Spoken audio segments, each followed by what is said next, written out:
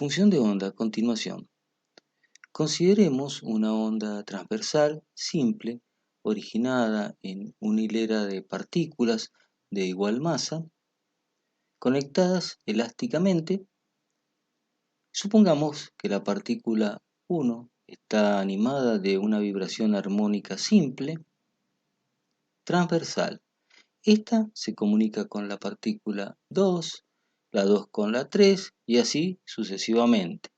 En el esquema, como hemos realizado en la primera parte, la diferencia de fase entre partículas sucesivas es de 1/8 del periodo del movimiento armónico simple. La configuración de la onda tiene la forma de un sinusoide o cosinusoide, asociada siempre a las vibraciones armónicas simples. El periodo T y la amplitud de la onda son los mismos que lo de las partículas individuales correspondientes a sus vibraciones armónicas simples transversales. La longitud de onda lambda es la distancia mínima existente entre dos partículas cualesquiera, por ejemplo la 2 y la 10, que están en el mismo estado de vibración. En la gráfica se ve que mientras una partícula tal como la 2 realiza una vibración completa, la onda avanza una distancia lambda, siendo v la velocidad constante con la que la onda avanza. Tendremos que lambda es igual al producto de la rapidez de la onda por t. Y como la frecuencia es la inversa del periodo, b lo podríamos calcular como el producto de la longitud de onda por la frecuencia f. La velocidad o rapidez v de onda depende tan solo de las propiedades del medio elástico compuesto de estas partículas másicas y es independiente de los valores tanto de lambda como de la frecuencia o el periodo t. Sin embargo, para los medios dispersivos, la velocidad dependerá sí de la longitud de onda. La ecuación de B es una relación totalmente general, válida para todos los tipos de movimiento ondulatorio. En el movimiento armónico simple, la elongación I de la partícula que ejecuta una vibración armónica simple la habíamos representado por esta ecuación. Y para cuando x igual a 0, o sea que solo depende del tiempo, no de la posición, nos quedaba el producto de a por el seno de el argumento 2pi sobre el periodo por el tiempo más phi, donde phi es la constante de fase y en el instante t igual 0, o sea, en las condiciones iniciales, si en ese instante i es igual a 0, despejando obtenemos que la constante de fase es también nula y por ende nos queda esta expresión. Para un tiempo t1 cualquiera podríamos calcular la amplitud de esa partícula en ese instante t1 cualquiera. Si esta es la función que representa la vibración de nuestra partícula de referencia, para otra partícula cualquiera de la hilera que abandone su posición de equilibrio en un tiempo posterior t, se debe cumplir que t es el tiempo de referencia 1 más un delta t. Despejando t1 y reemplazándolo en la igualdad superior, nos queda que I de t es igual a A por el seno de 2pi sobre el periodo de t menos delta t. Esto sería que en este intervalo de tiempo, la perturbación va a recorrer una distancia x, que se puede calcular como el producto de la rapidez de la onda, constante, por ese periodo, ese intervalo de tiempo, delta t, despejando delta t y reemplazándolo en la igualdad superior, nos va a quedar que I sería igual al producto de A por seno de 2pi, introduciendo t dentro del paréntesis, nos quedaría t sobre t, por supuesto, x sobre el periodo y también sobre b.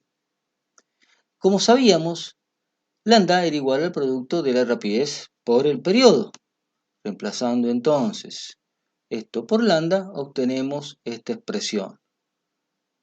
A su vez, recordando las relaciones de la frecuencia angular y del número de onda k, nos queda esta expresión general, que es función de ondas transversales de amplitud A y periodo t, que se propaga a lo largo de una línea de partículas elásticamente unidas en el sentido positivo de las x. Como se puede apreciar, tenemos otra forma de la función de onda distinta a la que obtuvimos en el desarrollo de la función de onda en la primera parte, donde nos quedaba de esta manera: A por el seno de 2pi, k por x menos omega t. Específicamente, el argumento es el que se ha modificado. Esto es debido a las diversas relaciones trigonométricas, como ser seno de alfa menos beta, que se puede expresar como seno de beta menos alfa más menos pi. Si alfa menos beta es mayor que 0, implicará que beta menos alfa es menor que 0, sea negativo, y se usará más pi. En caso contrario, alfa menos beta menor que 0, cuya implicancia sería que beta menos alfa es mayor que 0, implicará usar menos pi. Así, de esta manera, podríamos utilizar esta expresión agregándole o corrigiéndola con el desfasaje más menos pi y sacando factor común 2pi, nos quedaría en definitiva esa fase, esa constante de fase, más menos un medio. Y esta sería la expresión equivalente con el término x sobre lambda como primer término del argumento. Otras relaciones a tener en cuenta, que luego podremos comprobar a través de la resolución del ejercicio, son estas, en síntesis. Seno de alfa, hay que recordar que es el coseno de alfa menos pi sobre 2, por supuesto que el coseno de alfa es el seno de alfa más pi sobre 2. La otra relación es que el coseno de alfa es igual a coseno de menos alfa, cuya implicancia sería que el coseno de alfa menos beta es igual al coseno de beta menos alfa. Bien, esta es la que acabamos de emplear. Es la extensión para la suma de dos ángulos. Y entonces podemos presentar la siguiente tabla donde tenemos un resumen de las diversas funciones de onda según datos. Acá tendríamos una de las más usadas, que es la que figura inclusive en Szyr-Szymanski. Esta es su equivalente para ondas viajando a derecha, que figura en el Resnick-Holiday. Y así sucesivamente según datos. Todas estas son las expresiones a utilizar según los datos que tengamos para poder utilizar la función de onda en la resolución de ejercicios o problemas. A continuación, con la resolución del ejercicio 15-11 del libro Física Universitaria de Szyr-Szymanski, 13ª edición, aplicaremos los conceptos vistos. El mismo dice: una onda sinusoidal se propaga por una cuerda estirada en el eje X. El desplazamiento de la cuerda en función del tiempo se grafica en la figura 15-11 para partículas en X igual a 0 y partículas en X igual a 0,09 metros. A, calcule la amplitud de la onda. B, calcule el periodo de la onda. Se sabe que los puntos X igual a 0 y X igual a 0,090 metros están separados una longitud de onda. Si la onda se mueve en la dirección positiva de las X, determine la longitud de onda y la rapidez de la onda. D, si la onda se mueve en la dirección negativa de las X, determine la longitud de onda y la rapidez de onda. Y E, ¿Sería posible determinar de manera definitiva la longitud de onda en los incisos C y D si no supiésemos que los dos puntos están separados una longitud de onda? ¿Y por qué? Bueno, vamos con un esquema separando los gráficos para las dos posiciones. Esta es la onda para cuando x es igual a 0 y esta es la onda para la posición siguiente en x igual a 9 centímetros. La primera parte A nos pide la amplitud. Si miramos, la amplitud es de 4 milímetros. En B se nos pide el periodo. Cuando completa el ciclo completo, el periodo es de 0,04 segundos. En la parte C de la gráfica, para las condiciones iniciales, podemos observar que en x igual a 0 y t igual a 0, tenemos que el desfasaje es nulo, phi es 0. Por ende, la función de onda que acabamos de obtener sería adecuada para su uso, o sea, la que tiene seno, función senoidal.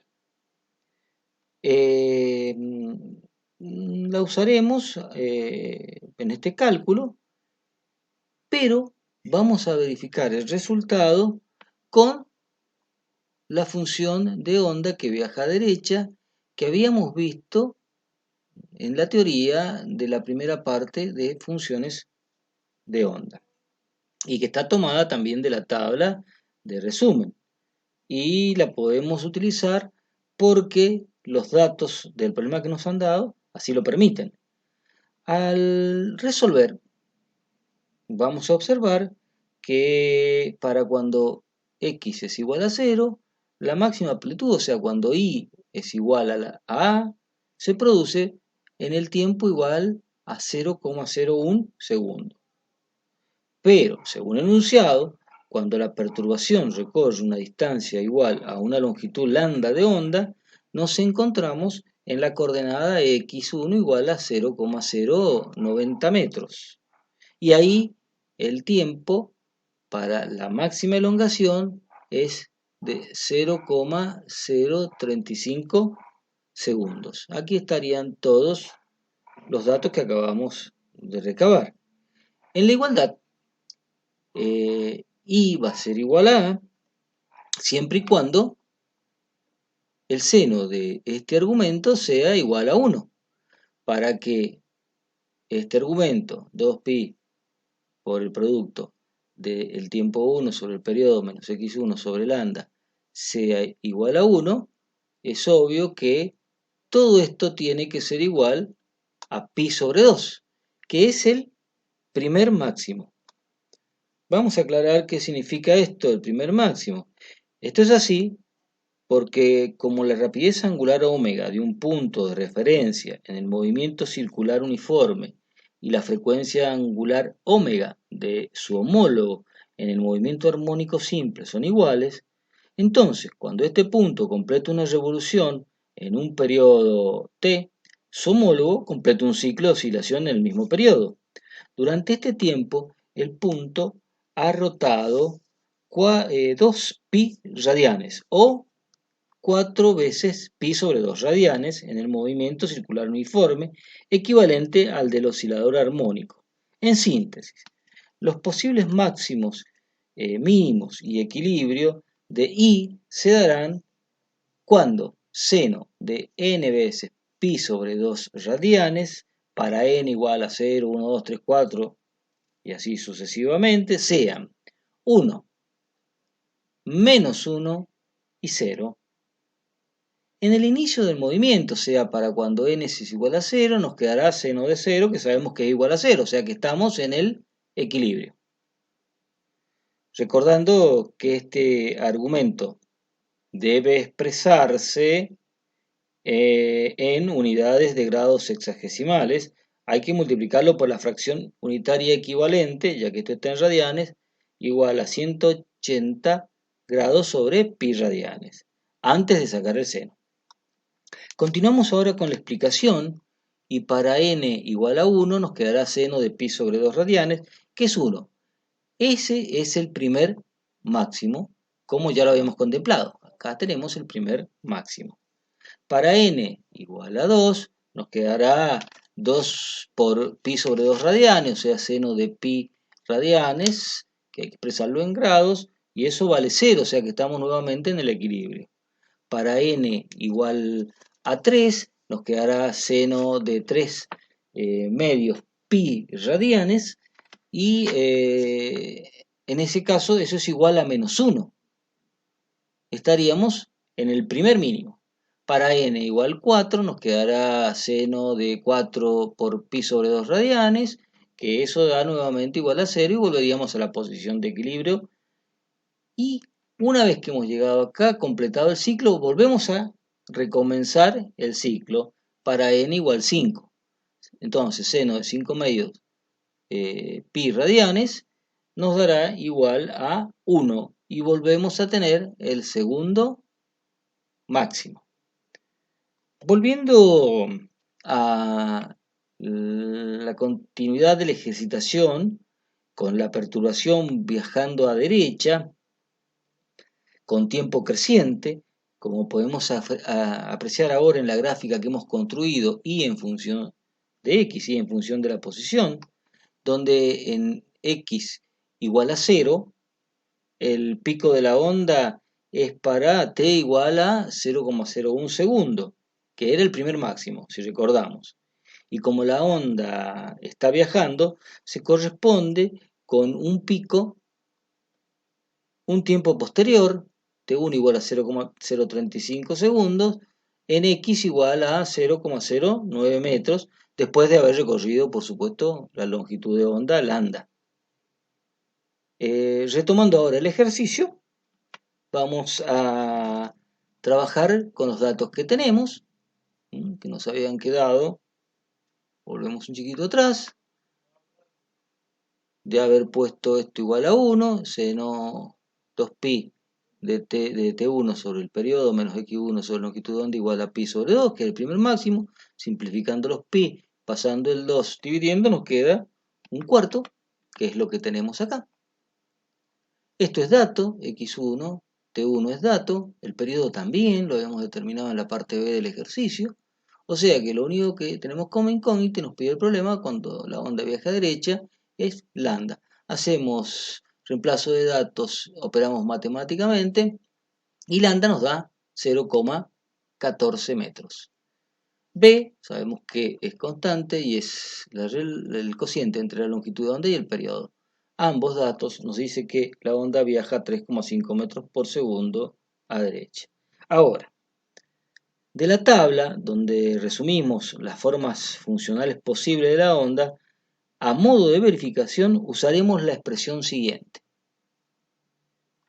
Y de A por seno, y fíjense dentro del paréntesis que hemos invertido ahora las posiciones de los dos primeros términos que se han intercalado. Y amén de eso, aparece un desfasaje igual a 1/2. Y va a ser igual a A, como hicimos en el ejercicio anterior, en las condiciones que ya hemos determinado con la onda viajando a derecha.